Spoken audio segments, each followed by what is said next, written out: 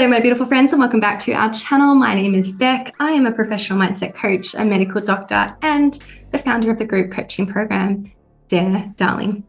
Dare Darling is a space for successful women to come together and do the work.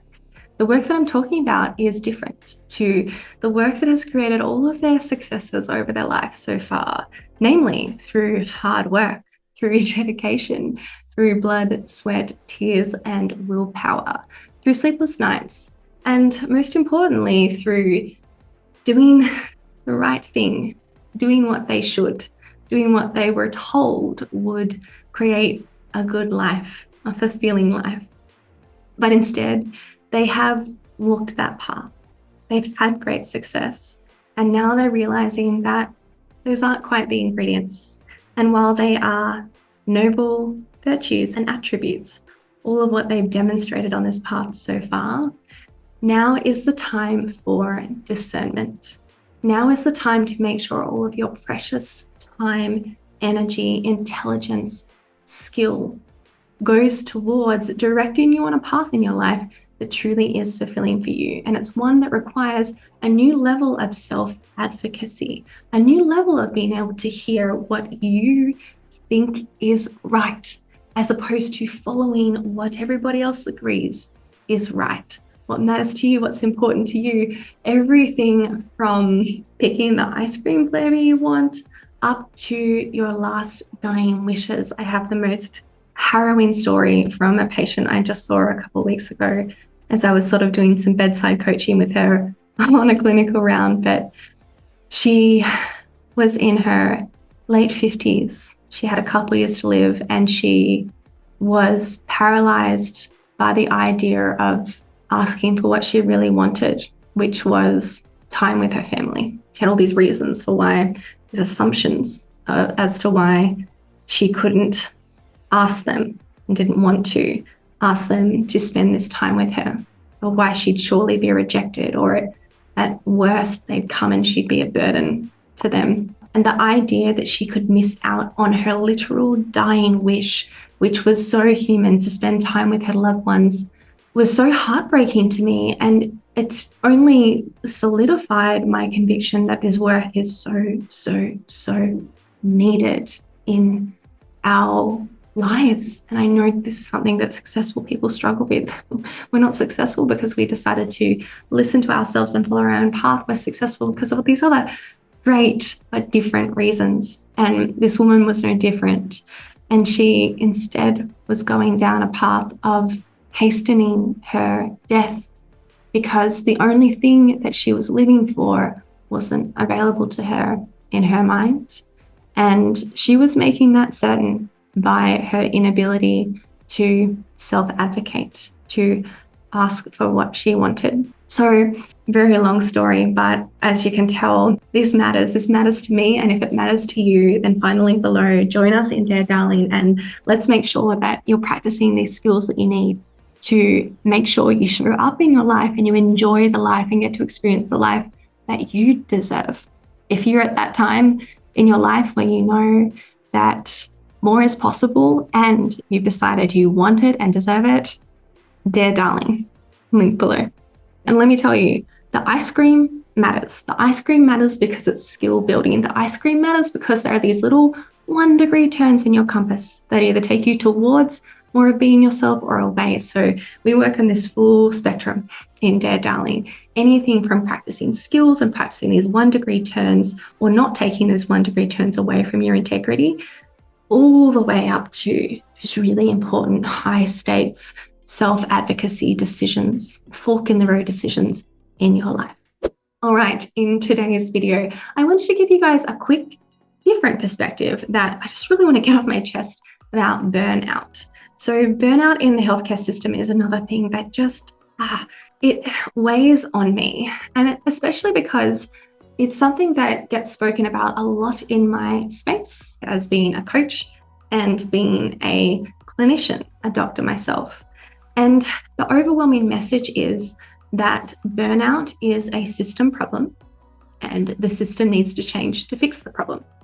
And I think the message is really important. And It's idealistic, which leaves us in a difficult position. Now, what I mean by that is the system needs to change. I agree. I am on team system change. And healthcare is infamous for being one of the slowest changing industries, one of the slowest changing professions. It takes us years to implement research. We are still using the most clunky, awful electronic medical systems. And so many hospitals, if you're not in a major metropolitan hospital, you'll find paper notes and paper systems in the other hospitals.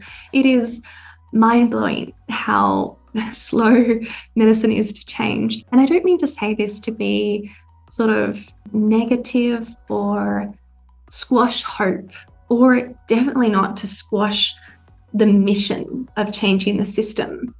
But I'm worried that we're leaving people out there on the field harmed and bleeding out while we pour all of our energy into changing the system, while we pour all of our energy into ending the war.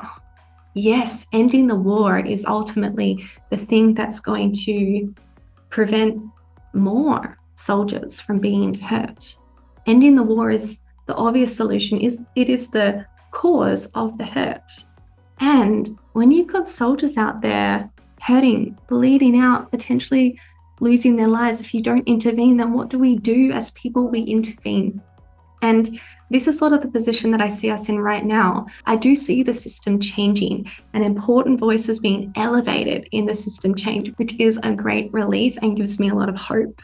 And I see not enough resources going to our hurting soldiers who can be saved if put in the right position. And I also worry about, in the meantime, all the other people going out there in the current system and being susceptible to being burnt out and injured in the future.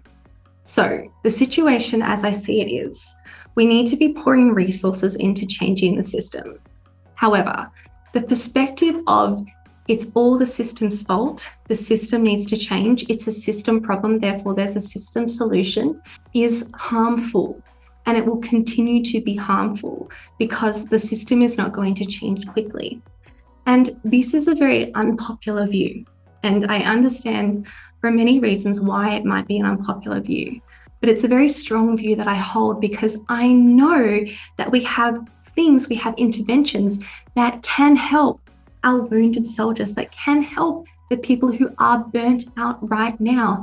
And the idea for me of just leaving these people to hurt, to be harmed across the full awful spectrum of what burnout can do and not pouring any resources into them at this time is heartbreaking.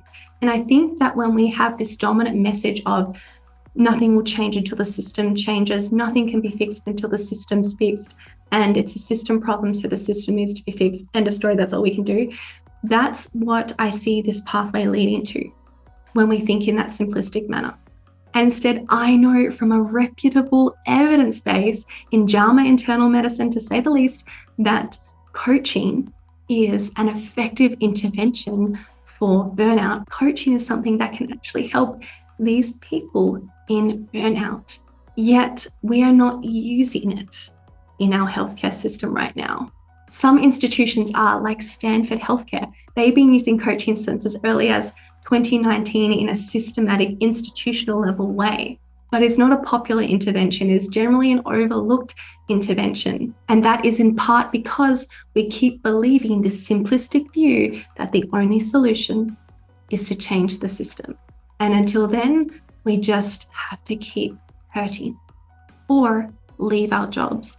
The amount of people leaving medicine right now is also heartbreaking, not only for the patients and the population at large, but for the clinicians as well, who almost categorically had these careers as something that they held in the highest regard, and they came with the most noble intentions and really saw these careers as a vocation and a way that they could serve and live a very fulfilling life. It's heartbreaking that even people like this, a population set of people like this, could be leaving medicine and in such extraordinary numbers.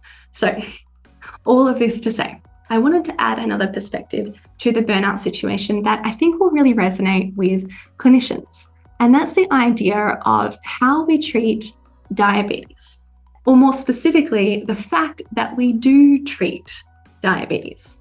So let's think about diabetes, type 2 diabetes, as an illness. Now, we can say that in this disease is in many ways a system problem. The rates of diabetes have exponentially changed, and it can be correlated to our societal changes, how our society sets every human up to take care of themselves or not take care of themselves, exercise or not exercise, feed themselves or healthfully or poorly, and how they generally hold their metabolic health. The high incidence of diabetes, particularly when you look at our society, our culture versus another culture in another geographical location with different societal structures, helps us understand that type 2 diabetes is, in many ways, accurately described as a system problem, not necessarily primarily a biological problem. And this is what we're saying with burnout too, right? We're saying that a lot of people in healthcare end up with burnout despite their resilience levels, because it's not really a problem with their resilience.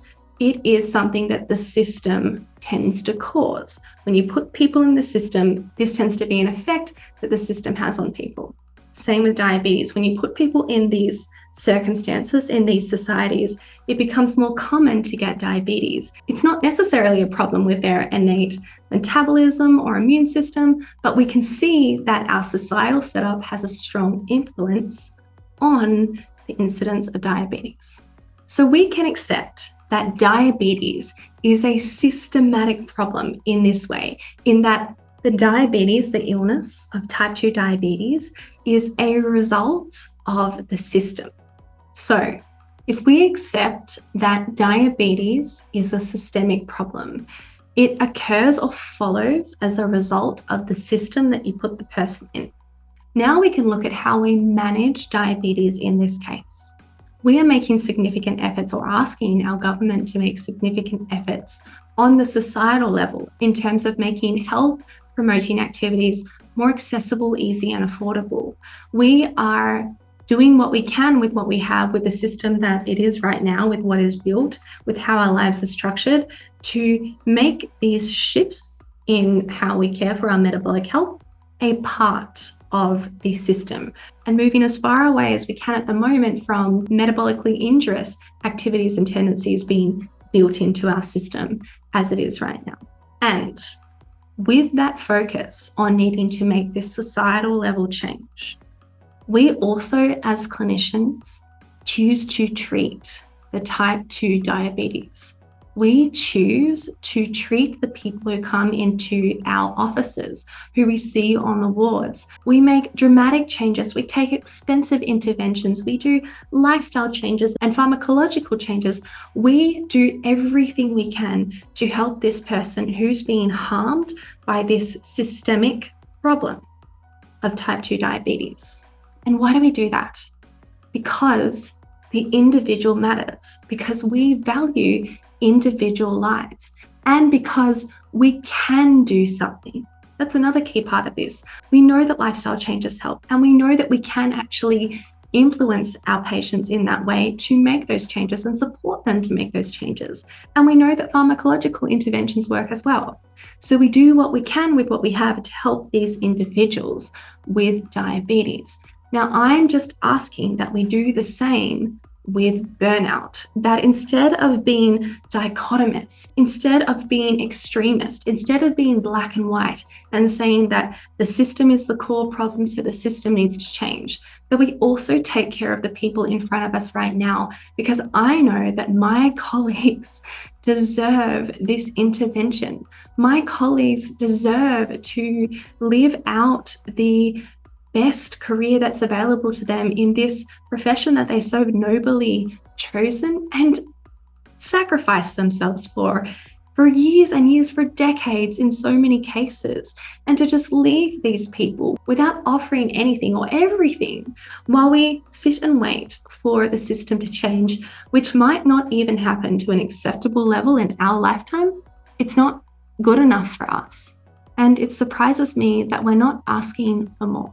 So my beautiful friends, while the system changes and while your institution might not be offering you as much as you deserve in the meantime, and while you might feel like there's nothing more you can do and your only true option if you're experiencing burnout or you're worried about burnout coming over you is to leave this profession, then I'd like you to know that coaching is a treatment modality. Coaching is something that has had proven, evidence-based, medical journal documented benefits for burnout. You are not alone. You are not stuck. There are things that you can do. And I'm sorry that you're in the position where you need to step up and take control and invest in this for yourself. I'm sorry that the healthcare system is not helping you do this in the same way that our government helps to subsidize type 2 diabetes treatments. However, this is your life and your life matters. Your career matters, and the impact that you can have with your career certainly matters. And if you need to make a change, then coaching is here for you. All right, my beautiful friends, sending lots of love, especially if you're somebody who is resonating with this video because burnout is close to you, whether it is from your personal experience or through somebody whom you love and care about. It's very likely that it's at least one of the two. Thank you guys so much for watching, and I'll see you in my next one.